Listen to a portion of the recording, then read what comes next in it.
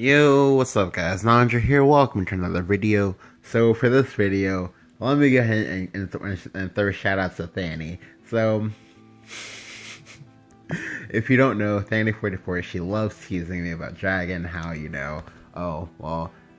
it's called DRAGONcraft, they don't actually play that many dragons. Well, this game's about to change that. So, as you also may know, I'm a very huge advocate of Polyroar. Like, I don't think you will ever see me have a deck list that doesn't have it in it, at least one copy, just because like it helps versus a lot of the bullshit in the game. I mean, okay, so it helps. Sorry, let me clarify. It helps versus a lot of the like late game bullshit, like for example, like Nep, Aegis, sometimes D-Shift, opposing dragons. Yeah, like it's really good versus all this decks just because like they have to answer it. Like if they don't answer it or they can't kill you, like they aren't winning that game, just because like you get to dictate trades for the remainder of the game as long as the amulet is up. So this game is crazy. So you already know like what happens whenever I get to play a poly. But what happens when my opponent plays a poly as well? Well, find out.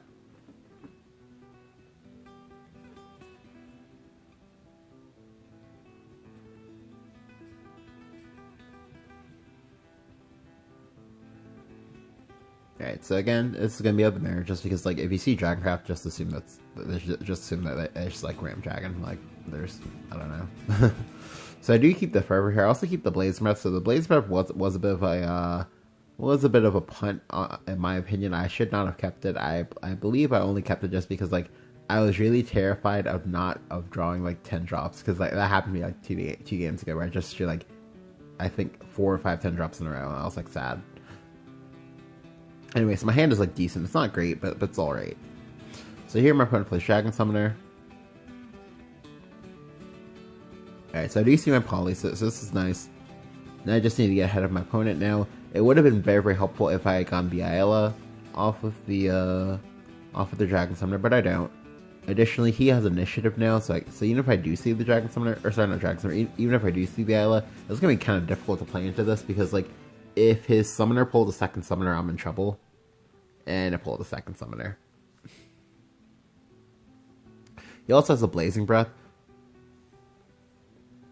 So Alright, so to be quite honest with you, I think I would have preferred my opponent to just like Blazing Breath my Ayala. Or sorry, yeah, like not even because this lets me Fervor, but because he has 3 different creatures on board. Like if I Fervor here, that's a bad Fervor, because like if I Fervor there and he has his own Sybil, and he has a Sybil and he like pre-evolves it, that's a dangerous board state for me to be in, just because even if I Salamander it, I can't clear everything. Like I would have to have Salamander plus Blazing Breath. I mean, granted I do, but let's be real here. Like, what were the odds that I was actually gonna have like all of these cards like at the same time? Like, because that's like not one but 3 different cards I have to have.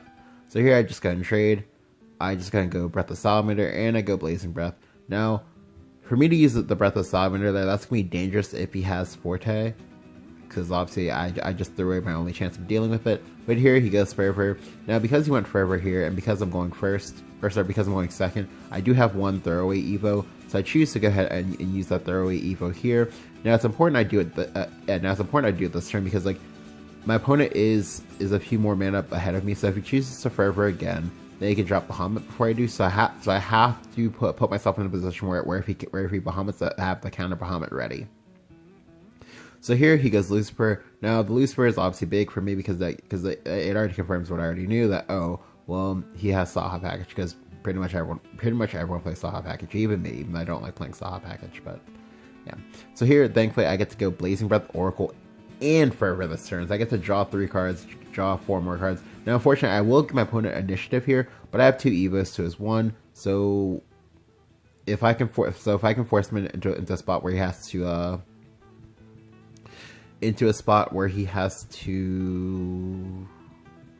what did I want to say? Okay, if I can force him to the spot where he has to give me that last Evo and then do it again, then he's got the Bahamut first. If he Bahamuts first, that means I win. So especially now that I have my second Bahamut. Now here you might be saying, okay, why not just poly your own into this board? So generally you never want to be the person that has the poly second, because if you are, you risk opening up your face to get hit for like 12 damage from like Genesis Dragons or Zeuses, and that's not a good spot to be in, because like if you take one, then generally it means that you died to follow up the second one when we have to inevitably Baja. So I can't kill him. So what I'm gonna do this turn is a bit of like cleverness on my part.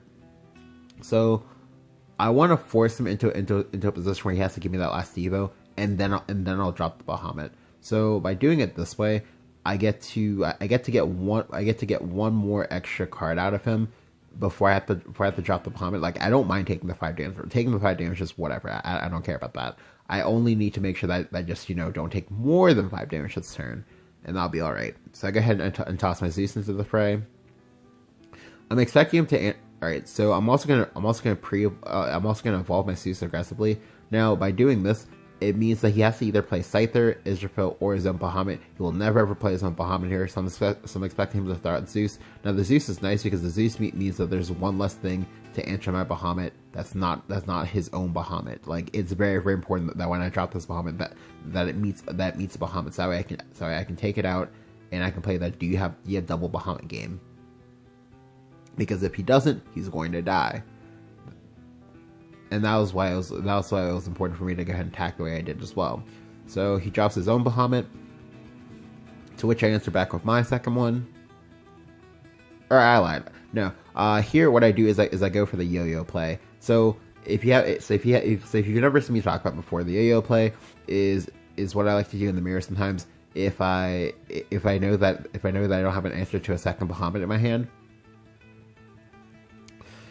And what I do is I'll go ahead and Saw Quill, pick my Bahamut, give it Rush. Then I'll go ahead and evolve my Bahamut. And I know that looks weird to you guys, but I'll go ahead and evolve the Bahamut to trade into his Bahamuts this way. He knows that he knows that I have a Bahamut in my hand, but I also have something on the board. So he's gonna be pressured in order to make some like weird plays here. Now if he does have his own Bahamut, what we'll go ahead and see him do here is we'll see him 100% go something like, say, Israfil plus Evo, to which I'll drop the Bahamut, and I'll get Bahamuted back. But if he doesn't have it, then that's gonna be kind of tricky for him, because like what he'll probably do is he'll probably go Breath of Salamander on my board, thinking of that's like the safe play, but it's not the safe play, because if he does that, I play Poly, and then suddenly we're right back to where we started. Except this time, I have the Poly and I have the Bahamut, and he does not have the Bahamut, and that will be what he'll be telling me here.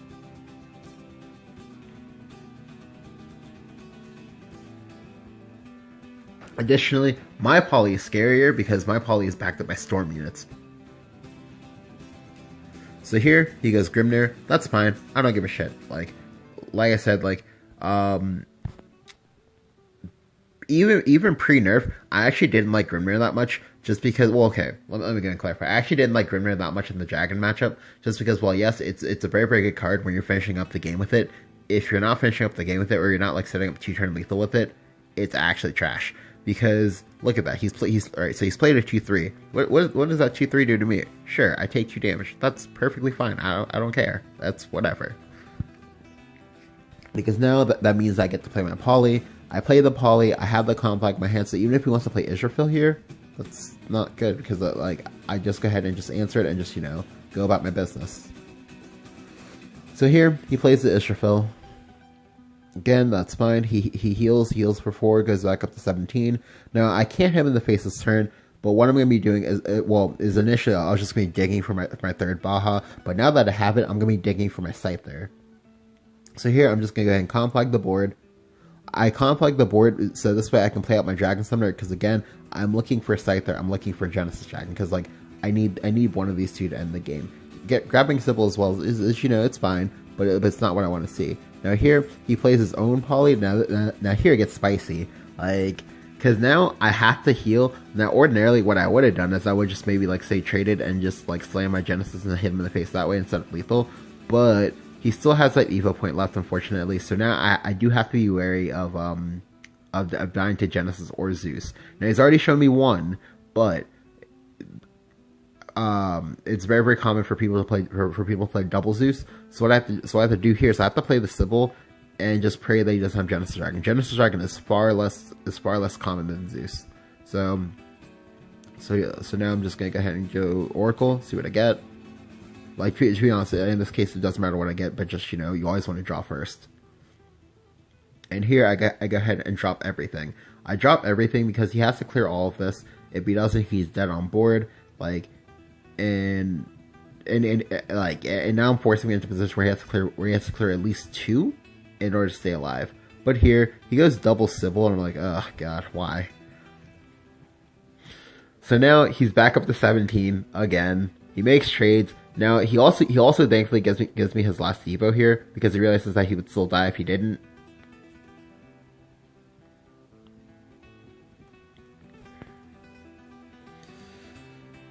And thankfully, his Sybil, both of his Sybils are dead on arrival. But I still have to, you know, make some trades into this board, which is fine. I don't mind.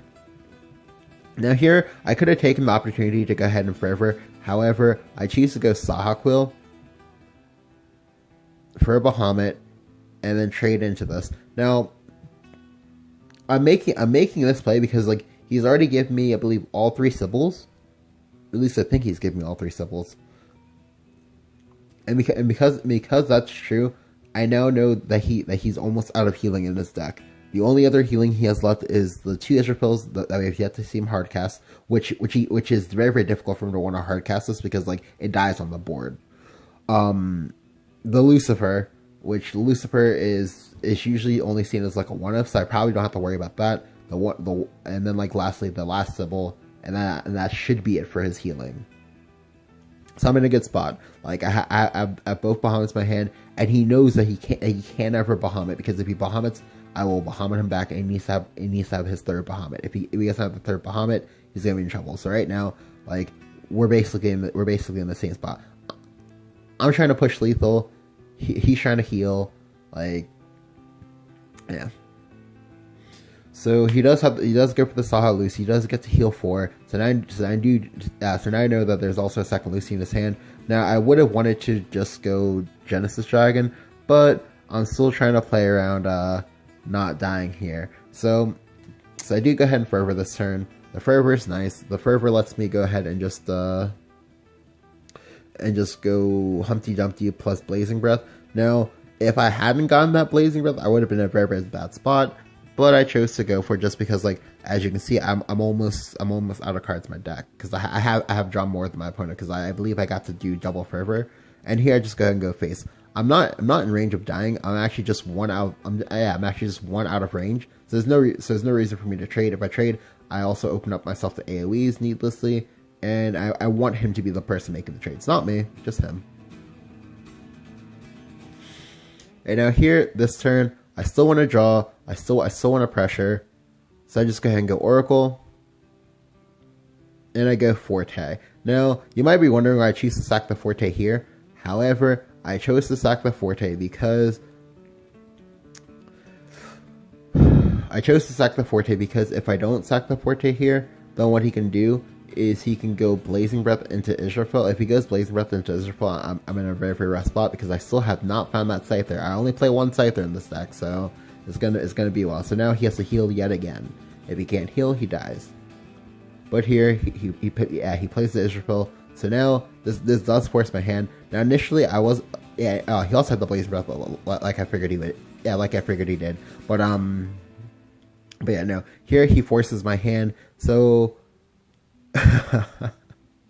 I really, really, really wanted to be like, okay, let me just go ahead and trade and play my own Israfil, because if I do, I'll be alive at 1 if he has no storm damage. Well, let's be real. What are the odds that he doesn't have 1 damage in his hand? Come on now, 1 damage, 1 damage. Anyway, so here my hand is forced, and I do have to drop the Bahamut here.